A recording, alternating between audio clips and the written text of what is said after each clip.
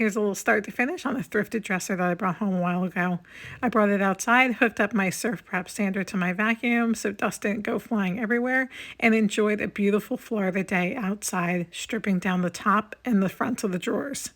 The surf prep sander makes it so easy to take that finish off, and I'm really glad that I did. Even though I'm not quite sure exactly what kind of wood it is, it ended up being beautiful. You could see here it was much easier to strip the finish off of the drawers because the top probably had some extra protection, but I am so glad that I did. Look how beautiful that graining is. The next thing I did is grab my all-in-one primer by Wise Owl in gray, and this is a primer for adhesion as well as bleed through. Because I could have some of that color bleeding through, I decided to go with my all-in-one primer. After 2 quick coats of that, I was ready for paint. I'm using Silk all-in-one mineral paint, and I actually mixed 2 colors together. So this is Silk Cactus and Silk Endless Shore.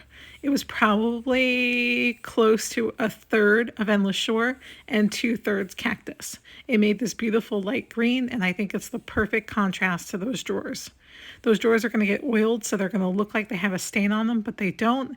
So I wanted it to be light enough that the drawers would be contrasting, but dark enough that it wasn't white or an off-white color. You could see that it's just a beautiful, beautiful green.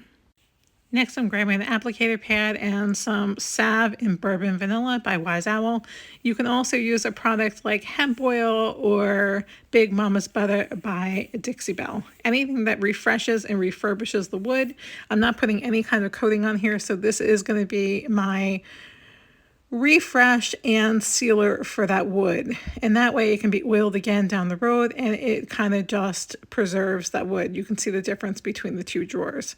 Look how beautiful they all look together.